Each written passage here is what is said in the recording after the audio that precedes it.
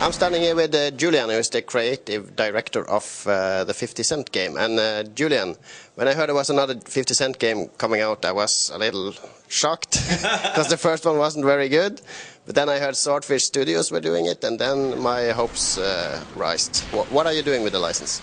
So, I mean, it's interesting you mentioned the first game, because the first thing we were asked to do by Sierra was to create a game that was a quality sea change over the original, that was a huge improvement on the original game. I mean, it was a commercial success, it was a massive commercial success, but you're right, it didn't really give the game what they wanted, and so our job was to create a game that was able to stand on its own 2 feet, that was a game in and of itself. It wasn't a media package, and it wasn't just a vehicle for 50 cent, but use that license to best effect, and that's what we've made.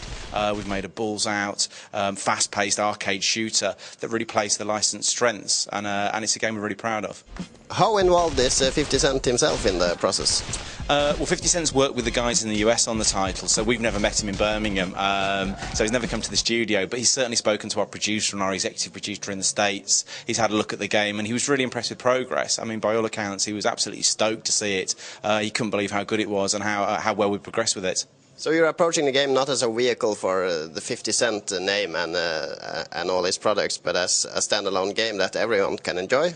Yeah, absolutely. I mean, because it's a licensed property, you know, there is a tendency for developers to fall on the license as the vehicle for the sales for the game. In this case, we absolutely haven't. We've made a game in and of itself. You know, it's a game that we as gamers are proud to make. It's a game we as gamers really enjoy. And so, yeah, absolutely, it's not just a vehicle for 50 Cent's products. It is a game in and of itself. And you know, when you guys get to look at it, you'll hopefully agree that we've done that. The game is set in an Iraq-like setting. Was that your choice, or did that come with a license? I mean, we need to clarify this. It's actually not. The game's set in a completely fictional place. It's not set in a real-world setting. It has no geopolitical context. It's what we call an everyman's war zone. It's the hood beyond the hood. It's a complete fiction. It's a pastiche of war zones. You know, there's elements of South American architecture. There's elements of Cuban architecture in the Fin de Siècle movie theatre we visit in the Fourth Mission.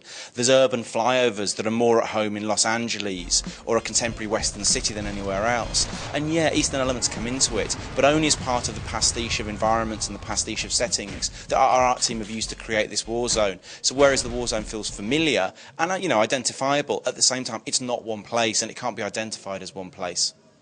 Are you afraid that 50 Cent will come after you with a gun if he doesn't like the game? I have no worries about that. He'll like the game.